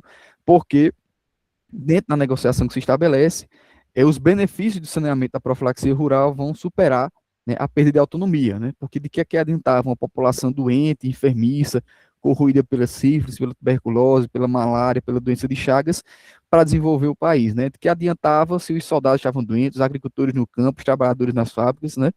Então, você via uma população doente. Então, vai se investir justamente no desenvolvimento dessa é, é, política de saúde pública, né, desenvolvimento da política de saneamento rural, para poder responder, então, a essas demandas da interdependência sanitária, ou seja, era a interdependência de doenças que ligava, né, todo o Brasil, a ausência de Estado e a onipresença de doenças que vai colocar diante dessa elite, né, brasileira, a classe dominante brasileira, que ocupava, obviamente, né, o comando do Estado, a necessidade de resolver esses problemas de saúde pública, tá? Então, feita essa exposição, né, do que é que se debate assim, em linhas muitíssimo gerais no campo da história da saúde e das doenças, eu queria trazer aqui uma fonte, né, que eu deixei lá como sugestão no Drive, que é uma palestra que foi proferida, tá, pelo médico Lourival Moura, intitulada Lição de Sapiência, tá certo? É uma aula inaugural que ele profere para os ingressantes no curso de medicina da Faculdade de Medicina da Paraíba, fundada em 1950. Então, é uma fala que foi publicada em 1954, né? Então, ali logo no comecinho da formação da Faculdade de Medicina, que foi publicada na revista Medicina, que na época era um órgão da Sociedade de Medicina e Cirurgia da Paraíba, né? O Lourival Moura era médico, formado pela Faculdade de Medicina da Bahia, na turma de 1923, e construiu sua trajetória profissional na Paraíba, a partir da especialização na tuberculose, né? Depois que ele tem uma atuação em alguns órgãos de saúde pública na Paraíba, ele viaja ao Rio de Janeiro, né, no começo dos anos 30, faz uma especialização com o professor Clementino Fraga, tá, no Hospital São Sebastião, tem um curso de especialização em tuberculose, ele se especializa, volta para Paraíba e passa a ocupar os principais cargos de liderança, né, de gestão na luta contra a tuberculose, diretor de dispensário, diretor de hospital e por aí vai, né? Ele que vai encabeçar a luta contra a tuberculose na Paraíba. E aí, pensando nesse documento, nessa fala dele, ele vai constituir, né, uma narrativa laudatória, evolutiva, sobre a história da medicina na Paraíba, que reflete um pouco, né, do que é que os médicos pensavam do próprio desenvolvimento da história da medicina no Brasil. E aí eu destaquei alguns trechos para que a gente pudesse fazer a leitura e vou lançar aqui, né, para vocês algumas perguntas, justamente esperando também, né, a participação de vocês nesse debate, tá? Então, eu queria saber também aqui se já tem alguma pergunta no chat, alguma coisa aí que já foi postulada, certo? É, se tiver alguma coisa, tá, gente? Os monitores, por favor, informem. E aí eu vou apresentar aqui para vocês alguns trechos, tá? E aí vou colocar perguntas aqui, eu espero que vocês participem para a gente compartilhar um pouco da análise, tá certo? Da fonte, certo? Então vamos aqui. Então eu trouxe um primeiro trecho, tá? Que é logo no comecinho da fala do discurso proferido pelo Lourival Moura, que é sobre os primeiros tempos de cura na colônia. Então ele diz o seguinte, né? Os primeiros vestígios de medicina colonial surgiram do branco, do negro e do índio. A cultura que chega do reino, ou seja, de Portugal, né, denominou, né, essa escola de trialista, empírica. Elas deram início à medicina oficial primitiva na colônia. Foram nelas que surgiram os traços mais afastados da terapêutica provinciana. Os rústicos enfermeiros com seu empirismo grosseiro, feitiçaria, superstições, benzeduras, colhidas dos negros. Cozimentos, tisanas, chás, feitos de nossa rica flora, aplicações de argila quente, trazidas dos índios. E as bichas ventosas, sangrias, bichas no caso são sanguessugas, tá, gente? É, traços de cirurgia, aparelhos toscos para fratura praticados pelos brancos, formavam a ala mestra dos mais entendidos daquela época, práticos que ocupavam as enfermarias inaugurais da colônia, iniciando desta arte a feita embrionária de nossa história até o advento dos primeiros médicos saídos das escolas de Coimbra e Montpellier. No outro trecho, ele traz as práticas de cura popular ali no século XIX. Então, ele vai se referir ao seguinte, ó, barbeiros, ainda no último quartel do século XIX, aplicavam bijes, monopolizavam a arte estomatológica. Eram influentes naquele tempo o João Barbeiro e o João Francisco do Nascimento, que pontificaram em 1889. As aparadeiras continuavam em pleno prestígio obstetrício, ele está se referindo às parteiras, né? E nem mesmo os médicos lhe levavam a palma pelo seu domínio na clínica criminosa. Maria Sanhaçu, comadre Joaquina e comadre Ricarda eram as eleitas do escol social. Concorriam para essa preferência ilícita muitos fatores. O mais forte deles era a acomodação púdica da mulher, protegida pelo recato e pelo decoro de uma civilização meio pagã, em choque com a guarda da própria saúde. Ajuntavam-se a esse predomínio fanático das senhoras a grande amizade às comadres e o pavor dos orçamentos domésticos, a par com uma tendência natural que ainda pesa no raciocínio do povo, de aceitar todos os conselhos terapêuticos, sejam de onde forem emanados. Os perigos que adviam da ignorância e da audácia das aparadeiras cavavam previsões lutuosas às gestantes, né? Então, passando aqui, um outro trecho. São 4 trechos que eu destaquei para a gente ir para a nossa discussão.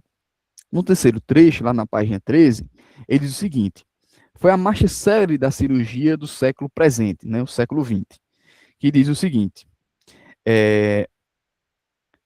em 14 de abril de 1907, a Santa Casa, né, que era o único na época instituição hospitalar da Paraíba, admitia em sua sessão cirúrgica aclarando belos horizontes da arte operatória de curar, o saudoso Dr. Joaquim Hardman.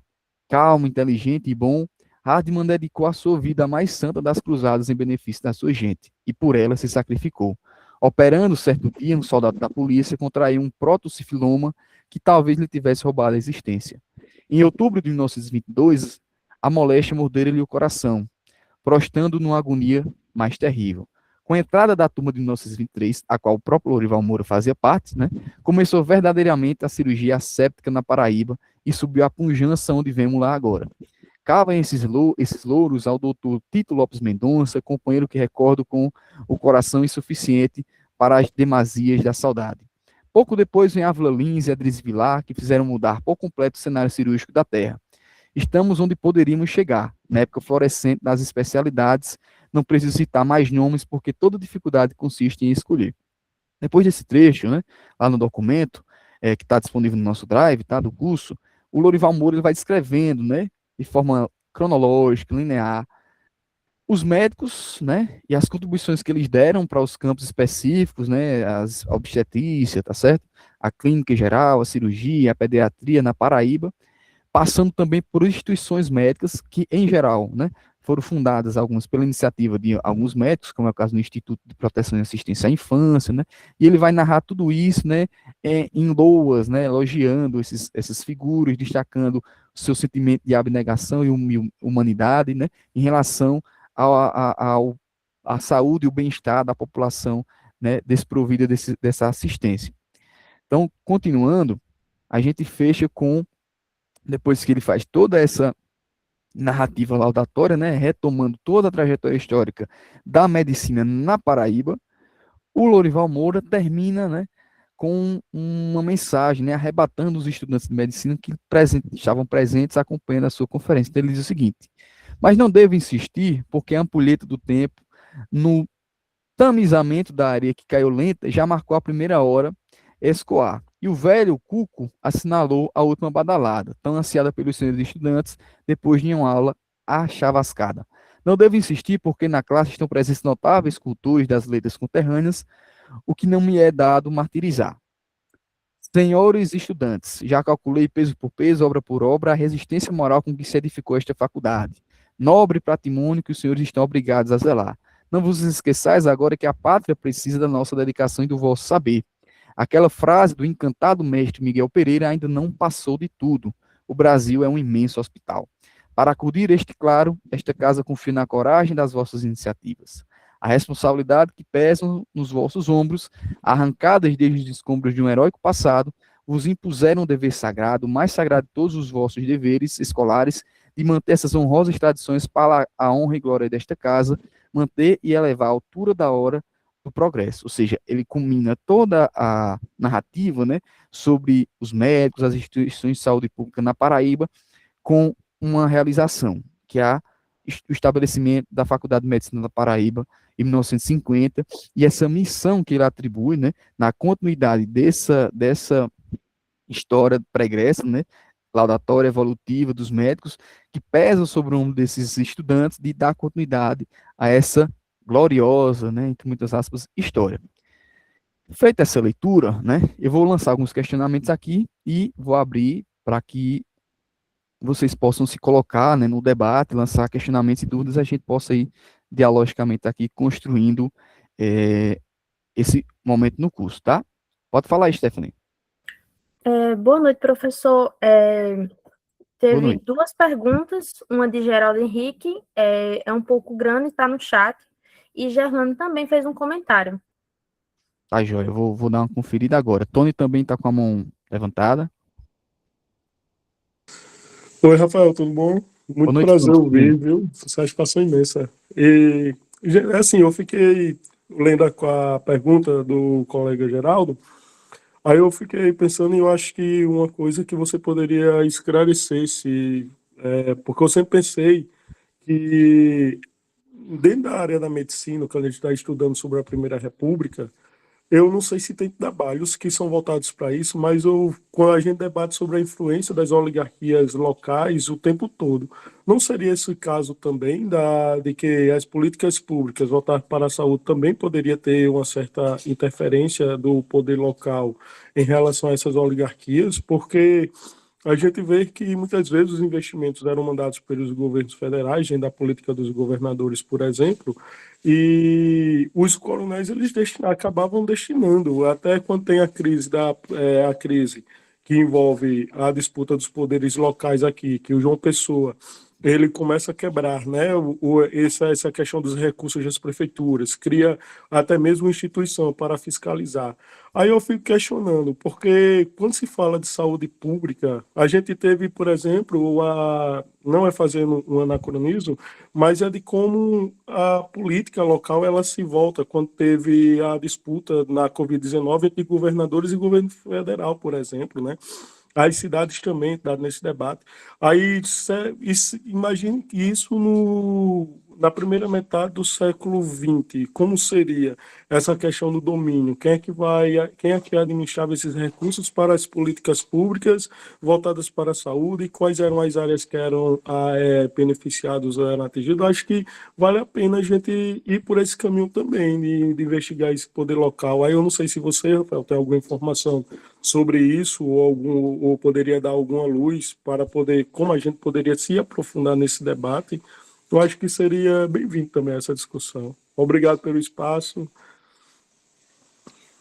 Obrigado aí, Tony, pelo comentário, né? Tô vendo aqui a pergunta do Geraldo, querido lá da UFPB, que está fazendo uma dissertação brilhante, né, sobre a gripe espanhola aqui na Paraíba. E eu vou responder a você e depois já passo para o Geraldo, tá? Vendo também, saudando aqui a Gerlane, queridíssima colega, né?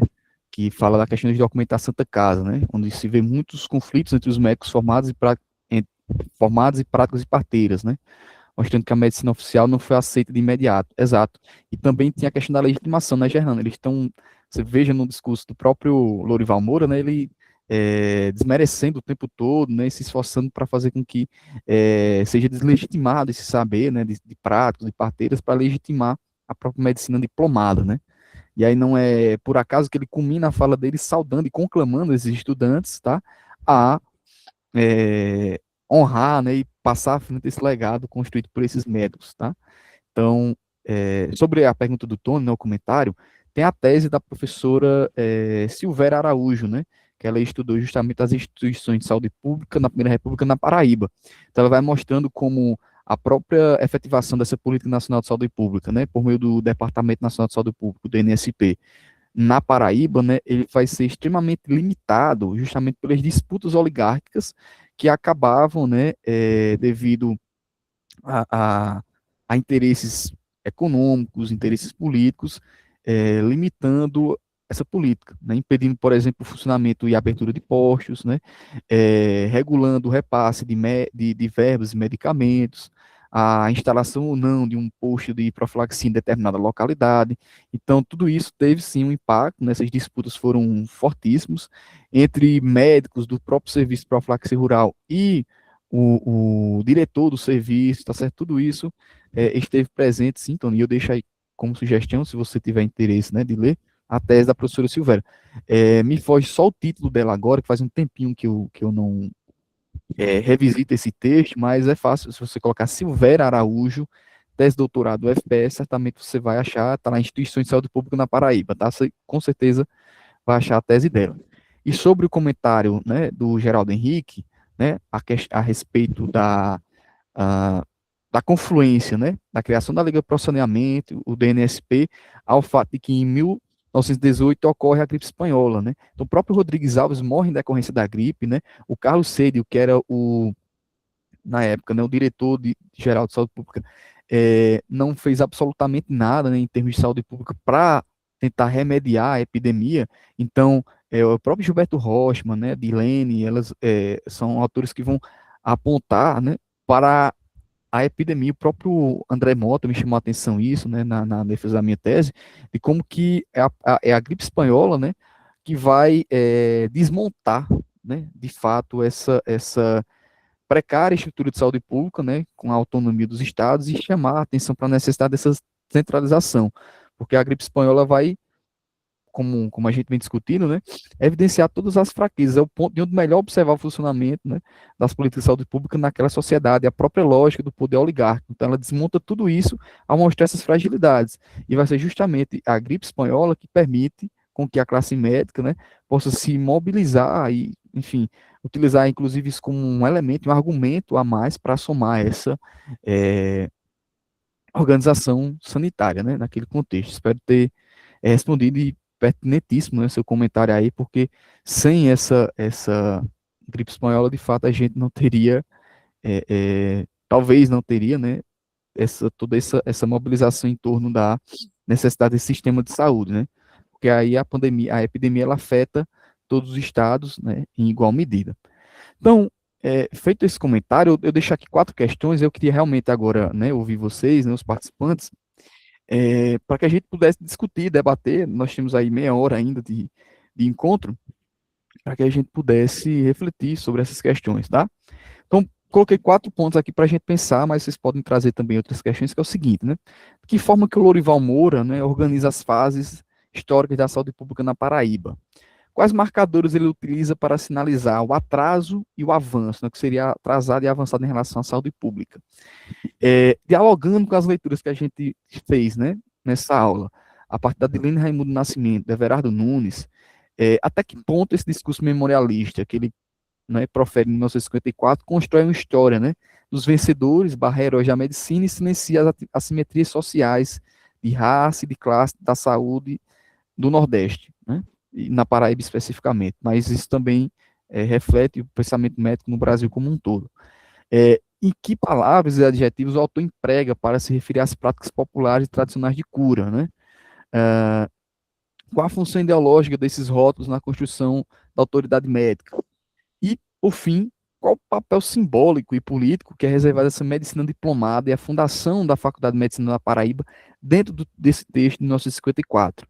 Como essa fundação é apresentada? É um ato político-social, uma vitória inevitável da ciência, né? Então, são algumas questões que eu queria que a gente colocasse aqui para o debate e, enfim, se possível, ouvi-los e ouvi-las para a gente manter, né, a discussão.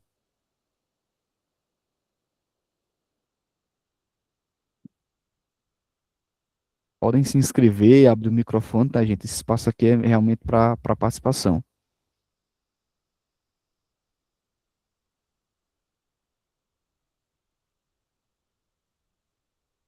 Ah, obrigado, Tiziana, pelo esclarecimento. Obrigado. Maravilha. Porque até então, até onde eu sabia, a informação era que tinha sido dos vitimados, né? Mas que bom conhecer em detalhes aí que foi uma doença de longa duração. Por favor, Maria, pode. Boa noite a Boa todos e noite. todas. Obrigada, professor. Belíssima aula, bastante aprendizado. Em relação a essa questão número 4 aí, né, como que a chegada da medicina diplomada e a fundação da Faculdade de Medicina é vista, né, pelo autor do texto aí de 1954, a chegada da medicina e a fundação da faculdade, ela é vista, ela é mencionada no texto como uma vitória inevitável da ciência, né? E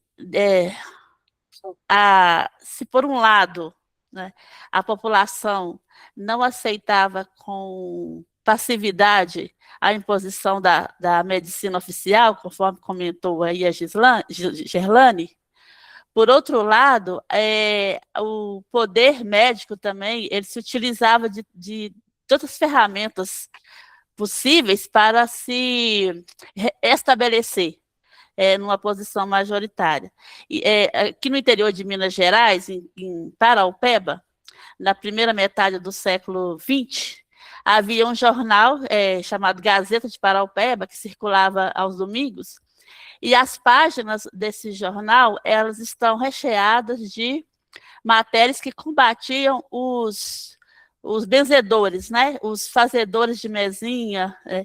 Então, havia 2 personagens aqui na região de Paraupeba, que era o Desidério e a Tancinha, que eram os curadores. Eles vendiam garrafadas, né? Atendiam eles ficavam um período aqui na região e depois eles se retiravam, iam para outras regiões, e sempre que eles estavam aqui na região de Paraupeba, o jornal trazia lá, falava, já está na nossa região o Desidério de novo, tirando dinheiro dos incautos, praticando feitiçaria. Então, assim, isso aí era um discurso que, para combater as práticas de cura tradicionais e para validar a medicina que estava se estabelecendo aqui na região. Inclusive, foi O primeiro hospital aqui na região foi inaugurado no ano de 1941. Esse jornal ele era patrocinado por uma fábrica de tecido e que adotava uma política higienista de gestão de pessoas.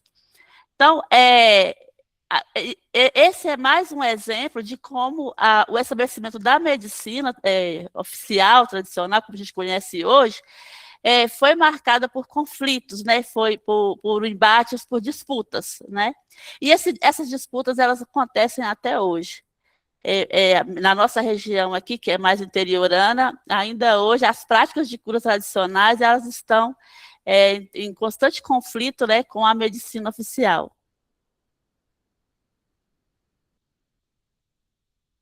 Perfeito, Maria. Acho que você trouxe uma contribuição fantástica, né? É realmente pensar nessa perspectiva, porque não é um estabelecimento, né? A maneira como a medicina ela constrói, né? A narrativa da sua constituição, dá a entender de que foi um processo, como eles próprios tentaram, né? Fazer rígido, né? Uma coisa higiênica, limpa, totalmente linear, né? Sem nenhum percalço, né? Como se fosse uma trajetória completamente evolutiva, e não foi o caso, né? A gente vê, né, constantemente na documentação que havia, né, uma grande predileção da população, né, eles preferiam muitas vezes o tratamento com curadores populares, né, terapeutas populares, formas de medicina alternativa, né, à medicina científica dita oficial, e que justamente essa constituição, essa forma de angariar confiança, né, nos médicos, eles tentam construir isso a partir da legitimação do discurso científico, né, que é para dar o respaldo para que aquilo que eles estão fazendo tem validade.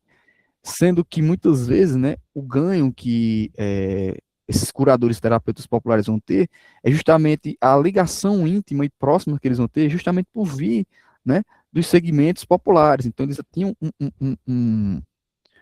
um apreço, né, muito maior por parte da população, justamente por ser um semelhante, né? Não vinham, em geral, quem estudava medicina era daquelas famílias da elite, que podiam pagar um curso que só existia, né, até idos dos anos 30, na Bahia ou no Rio de Janeiro. Então, havia essa distância, né, e eu vou dizer até de certa maneira, né, uma espécie de resistência ou mesmo desconfiança, talvez por uma questão de classe, né, de classe social, ou tá vendo que aquele médico não pertencia ao mesmo substrato social que os seus pacientes.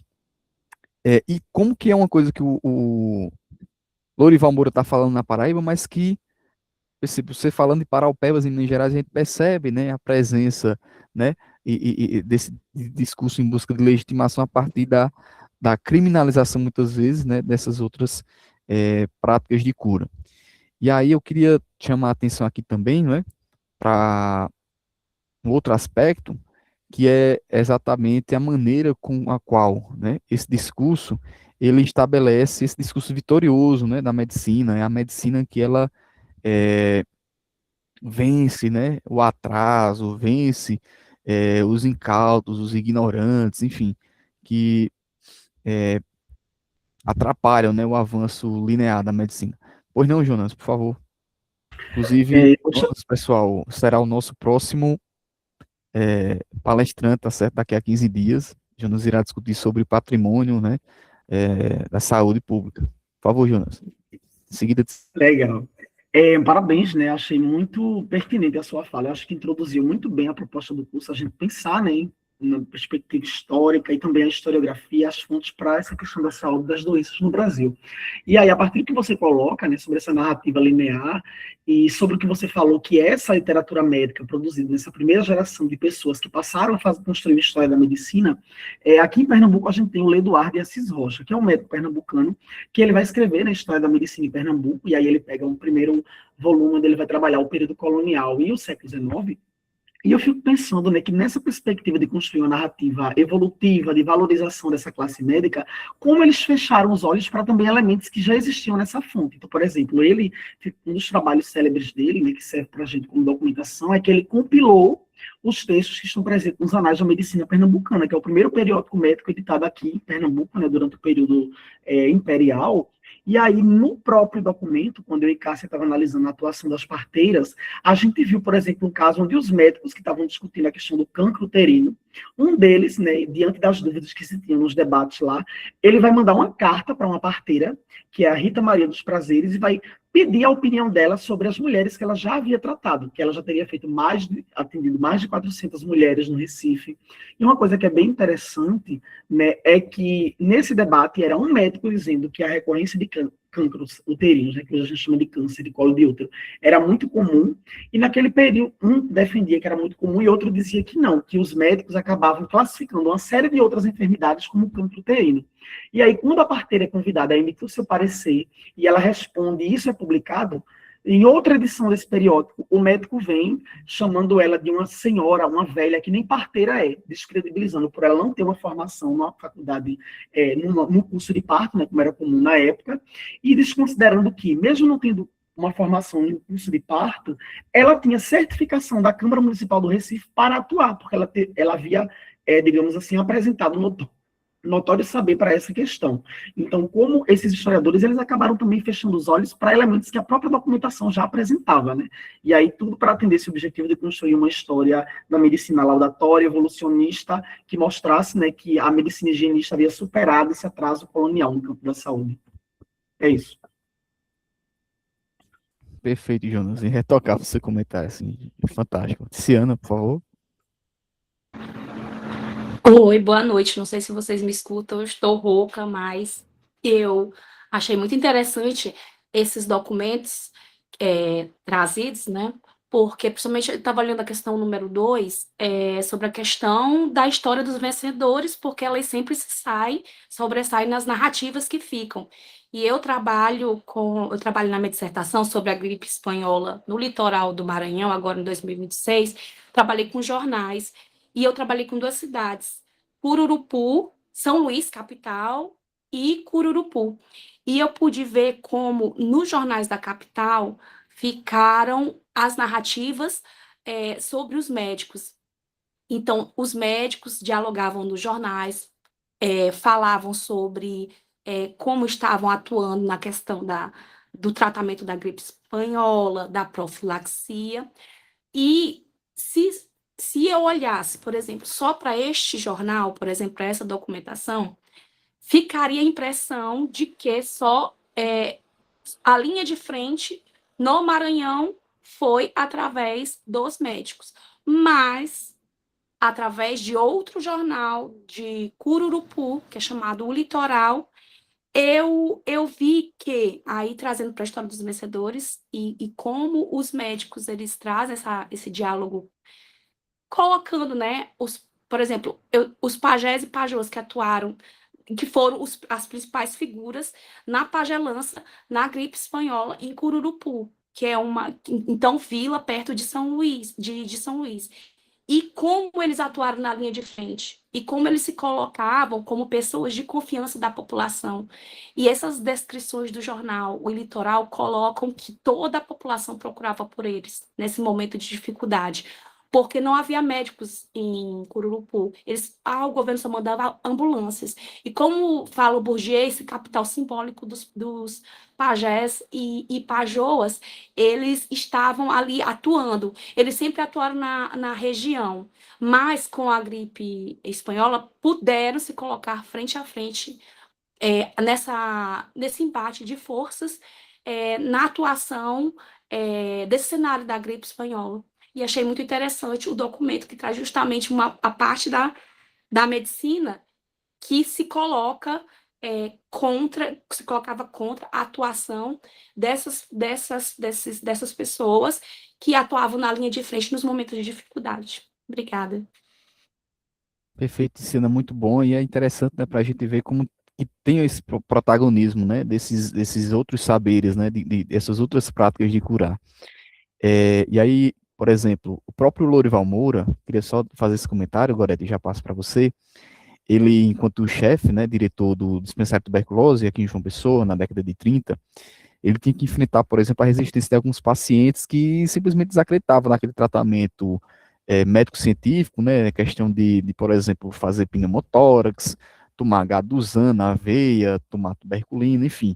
E tem um registro que eu encontrei na própria revista Medicina, de alguns doentes que abandonavam o tratamento de tuberculose no dispensário para se dirigir, eu acredito que Tony deve conhecer, Tony, o José Fábio de Lira, que era um curador, certo, popular aqui na Paraíba, e ele desenvolvia uma vacina com cuspe, o próprio cuspe dele, a saliva dele, que era chamada a terapia de linfoterapia.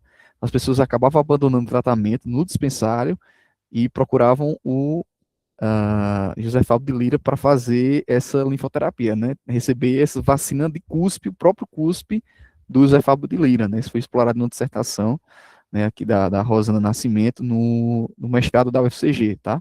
Então, eu queria fazer esse registro aqui, porque esses outros saberes, né, rivalizavam, de fato, com a medicina, e é por isso que eles insistem tanto em desqualificar para que eles pudessem angariar esse espaço, né, e construir essa narrativa de heróis, dos vencedores.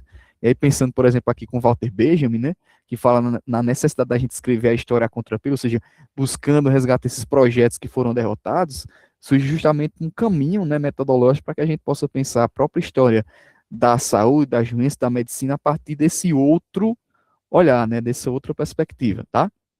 Então, Gorete, por favor.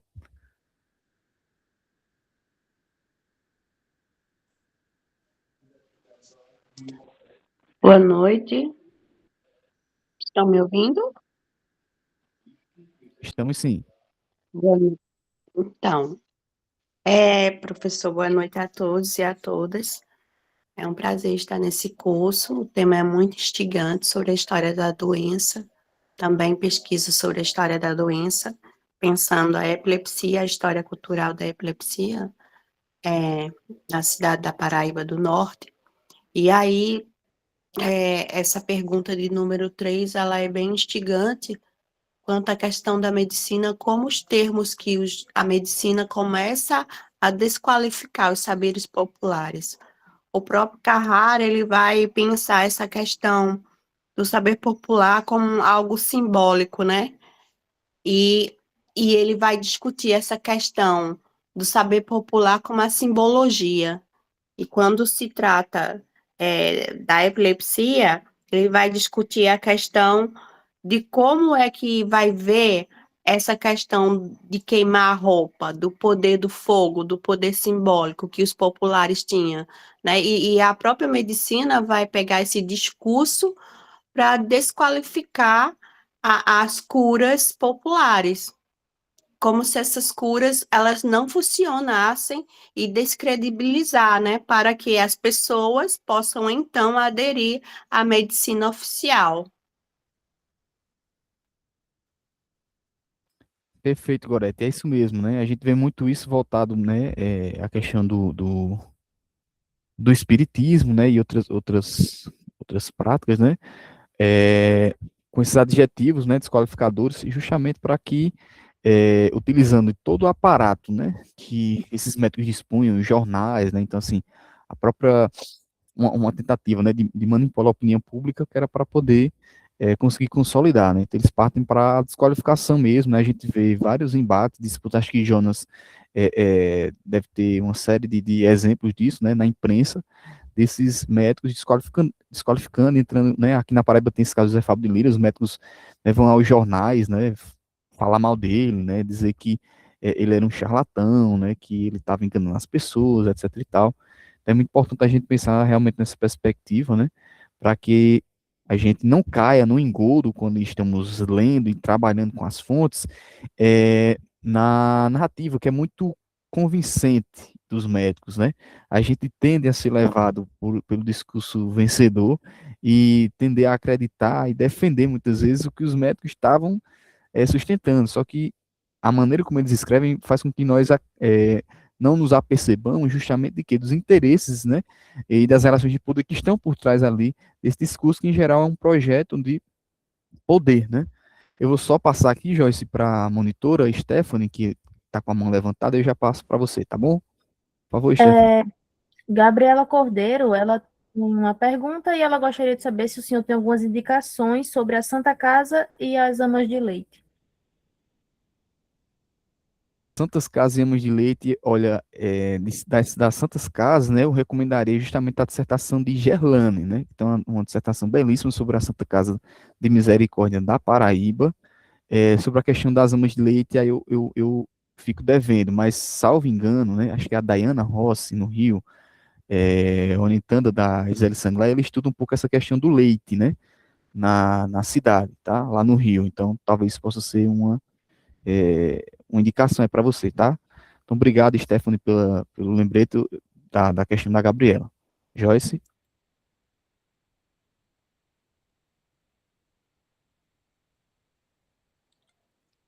Boa noite, professor. Boa noite a todos. Professor, primeiramente, parabéns, muito obrigada por essa aula. É sempre bom te escutar, né? Toda a sua experiência na área da saúde das doenças. É sempre muito bom te ouvir.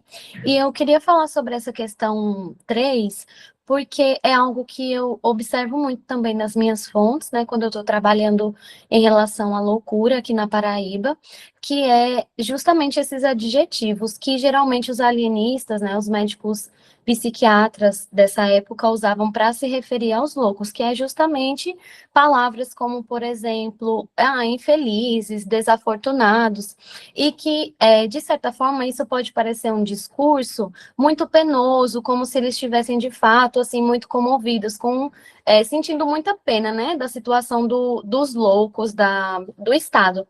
Sendo que, na verdade, a gente também pode interpretar esse discurso a partir disso que o senhor trouxe, que é a função ideológica, né? Que é justamente trazer como é que esses adjetivos eles eram colocados para, inclusive, deixar claro que os loucos eles eram sujeitos que não poderiam falar por si. Então, eles precisavam dessa figura do médico, né, do alienista, já que eles eram infelizes, eles eram coitados, e eles não tinham capacidade de falar é, é, e precisavam do intermédio dos alienistas. Então, eu acho que é muito importante, como o senhor trouxe, né, a gente ter muito cuidado quando está analisando a fonte em relação aos discursos médicos, principalmente quando eles parecem, né, muito preocupados com a saúde, né, do sujeito, seja na loucura, na psiquiatria, seja com outras doenças, porque, de fato, existem muitos interesses políticos em torno disso, né, a gente consegue observar um dos alienistas que sempre trazia a questão da loucura que enquanto estava sob a tutela da Santa Casa de Misericórdia, como um lugar horrível, mas que, na verdade, ele também estava querendo se estabelecer enquanto uma autoridade naquela ciência, né, no alienismo, no caso, que ainda era ali para a década de 1910, 1920, uma ciência muito incipiente na Paraíba. Era só isso mesmo, muito obrigada. Obrigado a você, Joyce, pelo comentário, que é também super pertinente, né? O médico, quem fala muito disso é o Roy Porter, né? E também o texto do Jacques Revel e o Jean-Pierre Petet, de mostrar como a medicina, né, para que ela possa justamente se efetivar, o doente ele tem que ser silenciado, né, para que ele possa se construir efetivamente como um objeto de saber da medicina, né. Então, nem outras práticas de cura, nem os doentes, eles devem interferir no avanço, né, entre muitas aspas, desenvolvimento, evolução da medicina. E aí, pelo adiantado da hora, né, estamos atingindo nosso teto aqui, das 21 horas, queria agradecer a presença de todos e todas, registrar aqui ao pessoal do PPGH, do PPGS, né, da UES, que a gente vai tentar resolver essa questão, tá certo? Do acesso pelo e-mail. Agradecer aqui a indicação de Cássia, né, sobre o trabalho da professora Caroline Gil, sobre a Amas de Leite, que também a Elaine Cristina reforça aqui no chat, tá? Então, realmente, eu não tinha conhecimento do trabalho da colega. Eu sabia que tinha alguma orientada da Gisele Sanglar que trabalhava com isso, mas eu não realmente lembrava do nome, né? Então, agradeço aí as sugestões, né? Então, para a Gabriela, se ela puder copiar, né, o texto aí do chat para ficar com uma indicação, tá certo? E, gente, agradecer, fazer um reforço para o convite daqui a 15 dias, tá certo? nós vamos ter um encontro dia 27 de agosto, tá certo? Agradecer a presença de todos e todos e convidá-los e convidá-las para ouvir, né, o professor Jonas Cleison Melo Júnior, tá, que vai falar sobre patrimônio cultural da saúde no Brasil, historiografia, abordagens e acervos. É uma fala, assim, imperdível. O Jonas é um historiador competentíssimo, extremamente diligente, cuidadoso e dedicado, né, no trabalho historiográfico que ele vem conduzindo e desenvolvendo. Então, não percam, tá certo? Não deixem de assistir e prestigiar essa fala, que certamente será muito enriquecedor. Então, gostaria de desejar uma boa noite a todos e a todos, tá? Vou encerrar aqui a gravação. Lembrar que uma semana antes a gente vai estar enviando o link, tá? Do Drive e também da aula.